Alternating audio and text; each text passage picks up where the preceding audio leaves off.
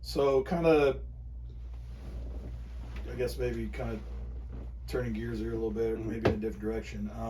How do you think schools and maybe even school systems in general can help foster the growth of lacrosse? We coached in Cherokee County. I'm still at Cherokee County. It's not lacrosse rich as other places in counties.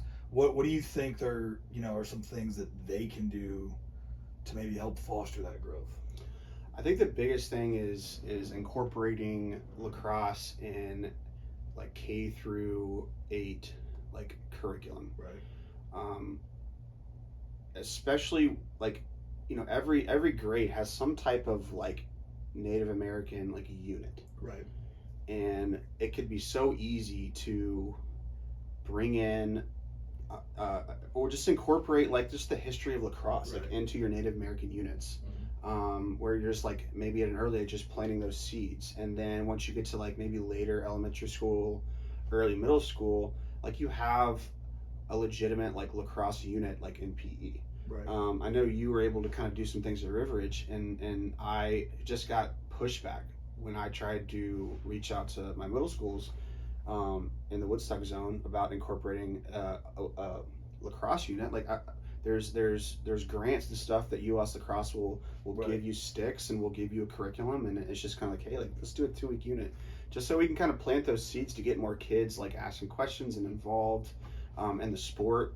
For years we had kind of gotten some pushback from some schools, getting involved in like meet and greets at like the beginning of the school year, just just to set up a table. Right.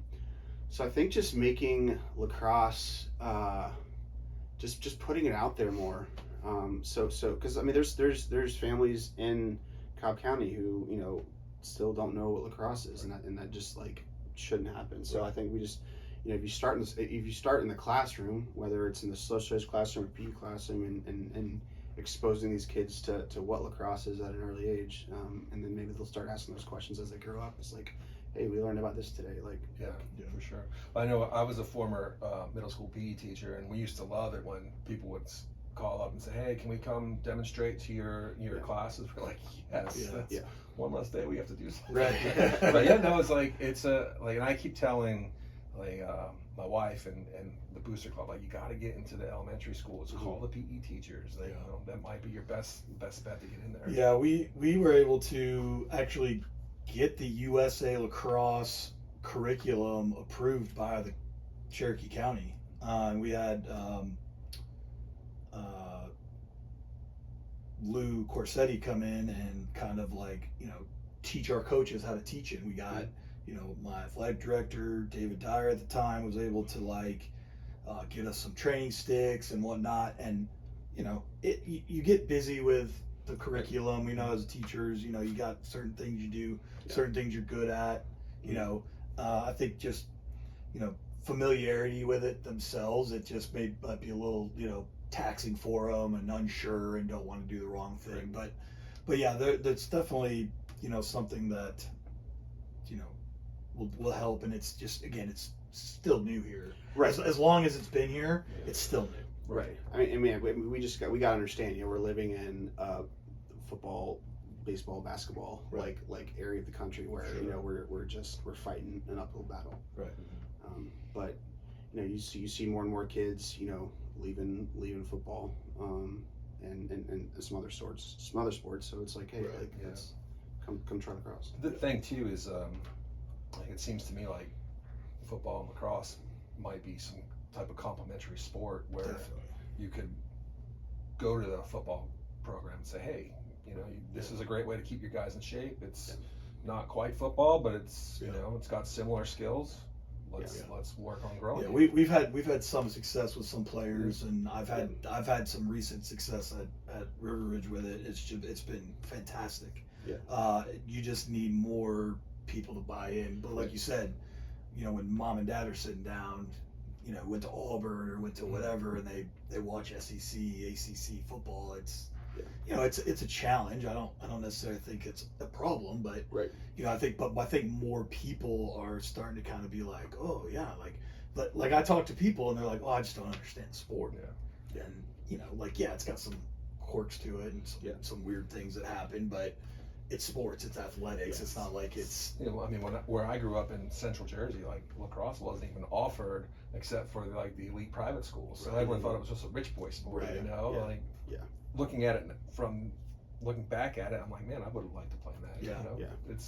It's got some correlations to like the hockey side of things. So and something I'm trying at Harrison is I'm trying to make some type of like parent curriculum for lacrosse, because there's a lot of K through 5 parents where like there's sometimes they can be your biggest advocates, but they're like, I don't know anything about the sport, like you just said. So it's like, hey, here's a little like couple of page little handbook of like, hey, when the coach is saying like, hey, like go around the crease, like what the term crease is, and foga, like all these different lacrosse terms, where parents are maybe don't know. So that's something I'm trying.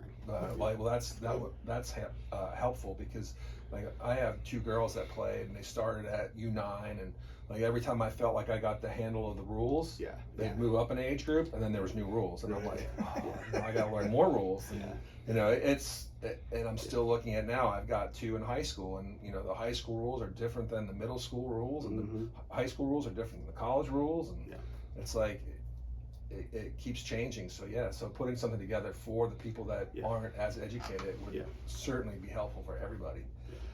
Building on that last question though, about building the sport, the growth of the sport, how do you get more former players involved in coaching, especially at the high school and youth level? It's tough. It's so tough because we have such a unique like schedule.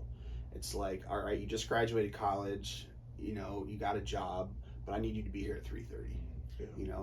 And so it's been challenging getting post college age kids to come back and help. I've been able to do it, but we've had to practice at 6, starts practice at 6, 7 o'clock every night for a whole season, and it's tough, because you're going a whole season, getting out of school at 3, you're not starting practice till 6, kids are going home, and it's just a challenge. I think, a good start is, I think, trying to get these post-college age kids, helping in the youth program, which, the demand is a little bit less, not as many, practices a week, or maybe coaching, like the select level at that age group, and then, it's tough. Like it's hard, because as employees at the school, we want to practice after school, but it's hard to find someone who can give time and energy and effort and we can rely on them to be there after school every day. It's just hard, where sports like basketball, baseball, football have 10 plus employees in the building, and they're all just going out there. So I think if we can find ways to get former players involved at the youth level, like that could be a huge start, but it's tough. Like, you talk to a college kid and they want to go straight to the varsity level, and no one wants to coach 4th, 5th graders. It's hard. It's the grind. So that's an option. Maybe getting them involved with like leading clinics and camps and little 1-day things. That's an option, but it's hard if you're not like in the profession, in like the teaching profession. Which is another issue of just not having teachers that can coach lacrosse. Like that's right. You just don't have that demand, or somebody that's in lacrosse in college playing that's going to be like, oh, I want to be a teacher and I want to go coach high school kids. You just can't find it. You just can't. And like, there's been a couple of kids over the years that have come across our radar and my radar, and you try and just like clown them. It's like, no. You mentioned club lacrosse.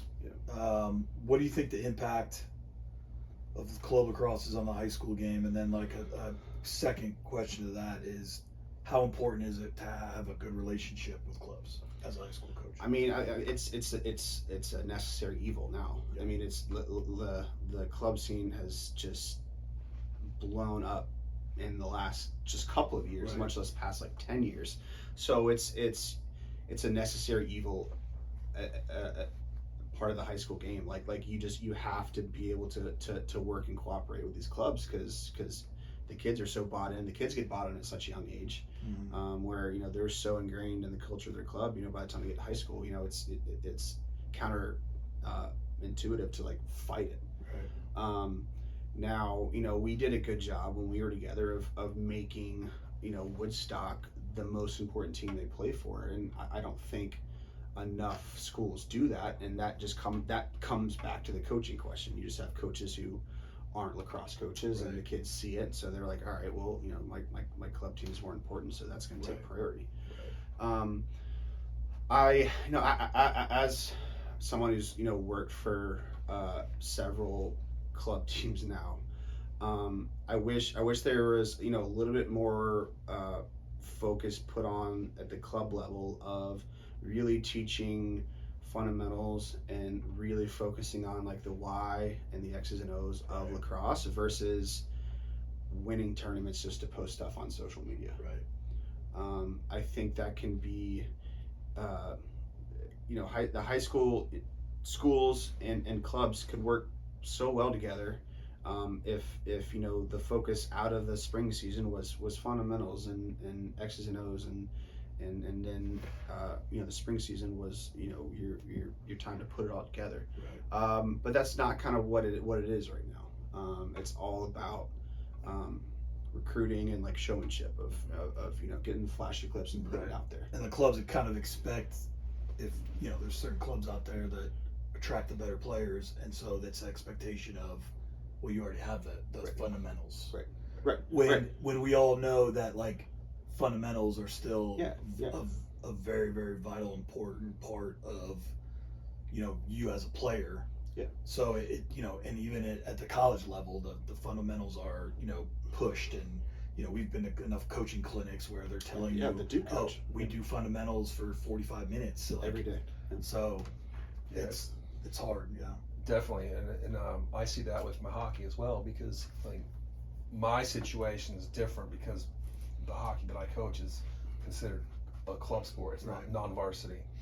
So the kids that play the high-level travel hockey, like high school hockey, is totally secondary to them. And if they have a travel team practice, well, they skip our games, and I'm like, I can't really build a full team. And and I carry a bigger roster because I know I've got kids on multiple travel teams, and I have a different lineup every week, and it makes it difficult. And unfortunately, like I think hockey in Georgia is even worse with the skill separation. I've got kids that play high level, possibly could be recruited to play college hockey, and then I've got brand new kids who've never skated before 2 weeks ago. And I'm trying to put them together and make it work. And it's more, to me, like it's more about just teaching them the game. We've won some championships, we've lost some heartbreakers, we've been non-competitive some seasons, but I've got kids that have learned the game, and they respect the game, after high school. So that's what's become important to me. And it's tough when kids and families get that reinforcement from like the college level, where like I've had kids that have gone through the recruitment process, and I haven't once like been contacted by like the college coach that's recruiting them, and I'll reach out and I'll email and I'll get nothing back, and I'm like dude, I don't have a vested interest in here. Like I'm not financially tied to this kid going to your school or not. And I care about the kid, and I just want you to let what he's about. And when you're not getting that at the college level, parents are like, all right, well, like, unfortunately, I think that's been the trend across all of high school sports, with the exception of football, because I think football is the only really sport where you don't have travel teams. Even then, though, now they've got like the 7-on-7 stuff where now. So even that's changing. I will say that you are correct. Like it is still more high school based, and that, because I see it all the time, and you see it all the time through the school. Coaches are coming through, and it doesn't matter. I don't even really think it matters if they think you even have guys that can play at their level. Coaches are through the schools all the time. Big time college coaches are coming, whether they think they want to create a relationship, and sometimes we lose that a little bit with lacrosse college coaches. I guess I've been a little bit more fortunate in that since I've had some relationships with college coaches Yeah. from coaching in college, but still, it is, you only get Yeah. calls every now and then. Very And few. I like have a ton of respect for those guys who actually, Yes. because when you're at a club, yes, those guys have known you maybe for X amount of years, and in the way it works in Georgia, maybe they are your high school coach too. So that's a plus. You get it, two with one stone. But you don't see what it's like, what they're like in the hallways, and Right. what their grades are. You see a grade point average, but you don't Right. you don't know. Unless you have a good relationship with those kids. And Mhm. there are some clubs in Georgia that do a great job with Right. fostering those relationships, because they are talking to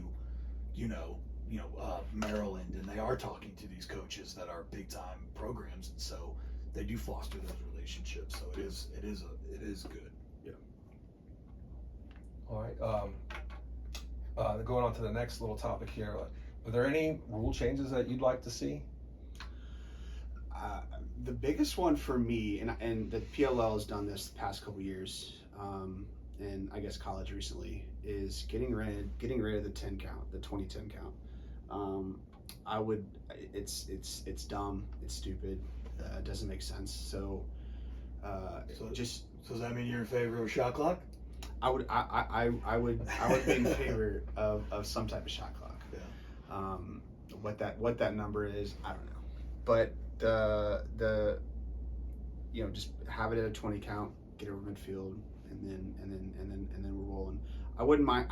I don't think like stalling is like a huge issue in the high school game, so I don't know if we're there yet. I definitely would support it to speed up the game a little bit. I think that could add some intrigue to the game. That would be the biggest one. The biggest I think argument at the high school level, and especially like in Georgia, is, well, you got teams that are going to get blown out, and it's going to make them hurry up and take a shot. Yeah. Well, my argument is those teams are going to get blown out regardless. Yeah. So what does it matter if it hurries up and takes a shot? Like, there's no, and then it doesn't mean that the other team's going to hurry up and take a shot. Right. Like, you can run your shot clock out, and at least you now have a time frame of when I've got to take a shot, and it doesn't always mean you got to shoot at the goal. Or at the worst case, if they just run the shot clock out and as a sportsmanship type thing, at least the defense knows, hey, we're gonna get the ball back in 35 seconds. Right. You're gonna cause a turnover because I just don't like the argument is, I get it, but it's like, okay, if we don't have a shot clock, I have the ball, I score on you, we face off, they somehow get the ball, their ball's turned over in 10 seconds anyways, we're going the other way. So it's not like you're giving anybody less opportunities at scoring, because they're probably not going to have the ball. So, and it might even help teams come back a little bit. Because if you're up and you now have a shot clock, and you have to hurry a little bit, not hurry, but you got time, and now they're not starting to take bad shots. You might have an opportunity to keep it a little bit more. I think it could introduce some more strategy, some more excitement. The excitement of keep it in under 2 minutes. It's a stupid rule because you're just playing keep away, but it creates some type of excitement because something has to happen. You got to keep in the restraints. So it's all right, if every possession you got 90 seconds, to do something that's going to force, I think, a more interesting game. What do you think of the kind of new eye black, non-enforced at times? Do you think it's a silly rule to even say no eye black? Because 30, 40, 50, 100 people did something inappropriate? I think it's hard because you have some refs who are like, I'm not telling you to take it off. Yeah. And then you have other refs that are like, we're not starting this game until you get kids. So it's like, it's just not. It's not.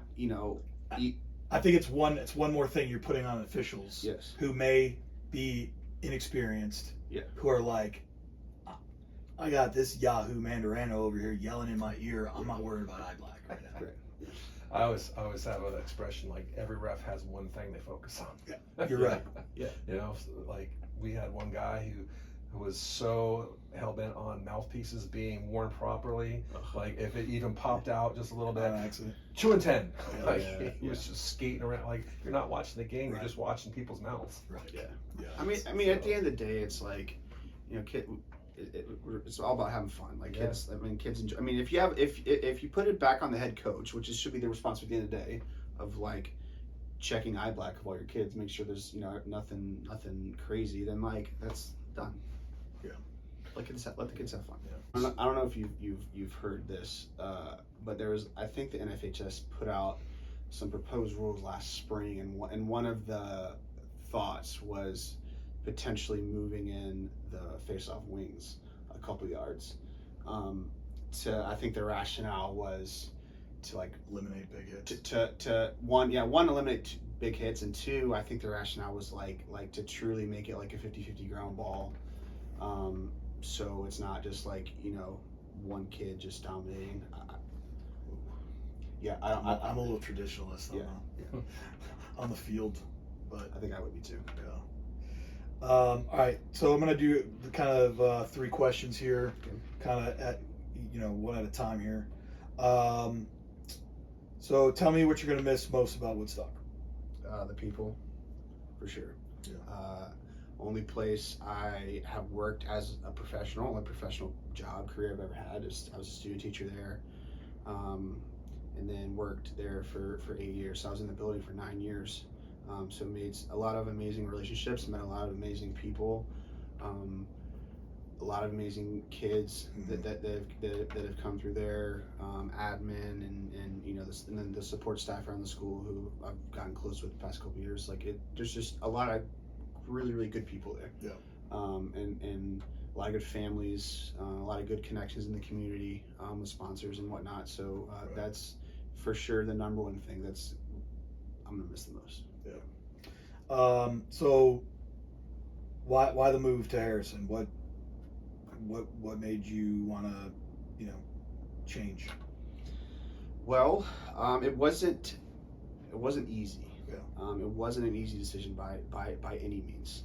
But I felt like I was at a point in my career where I kind of was ready to take the next step.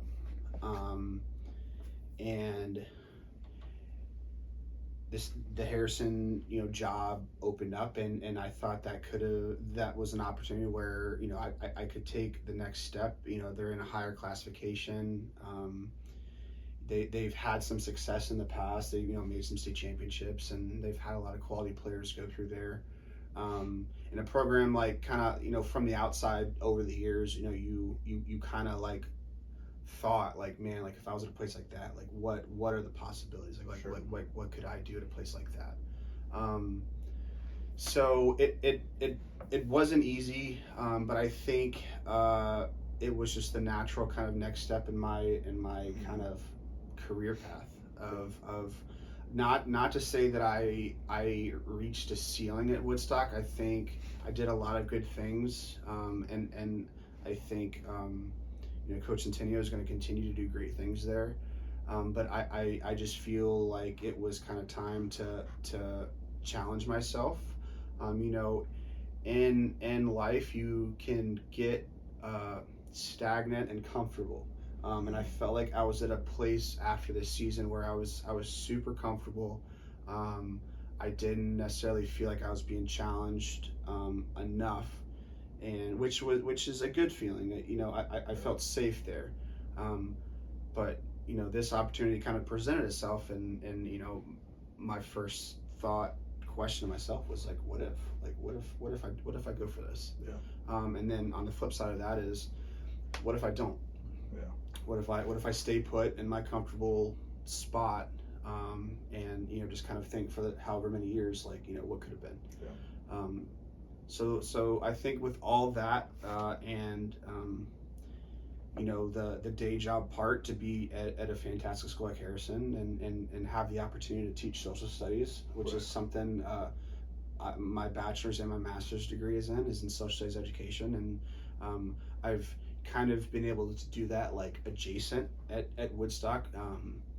Been in special ed for all these years, which has been great. I've loved it. The past couple years, I've been in the emotional behavioral disorder room, which has been amazing. But I think with everything put together and the prospect of being able to go back into social studies was something I kind of had to jump at. What are some challenges you think you're going to face while you're at Harrison or as you make that jump? I think there's definitely going to be a lot more, I think, pressure and expectations that come with being the head coach at Harrison.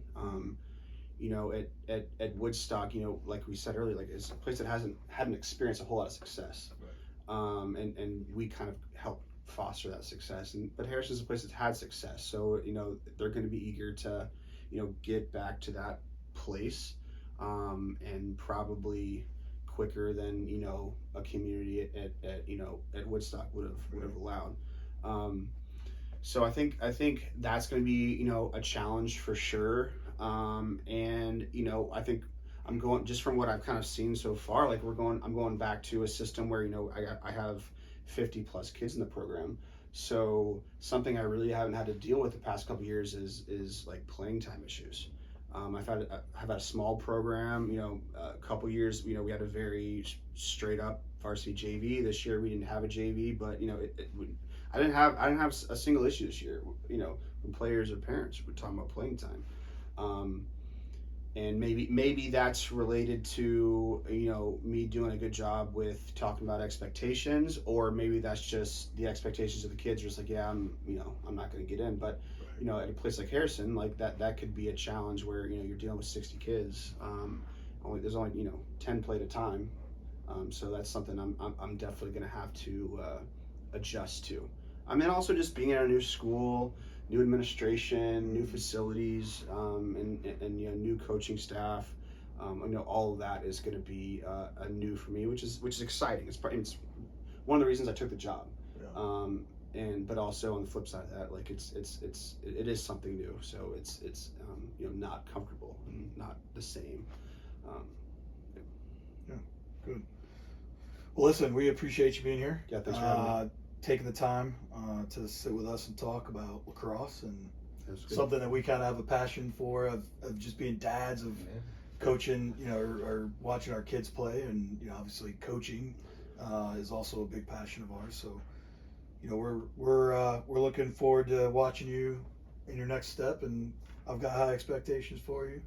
So pressure's on. Yeah, pressure's on. So listen, I'm proud of you. I think you're going to do a great job, and appreciate you being here. Appreciate you.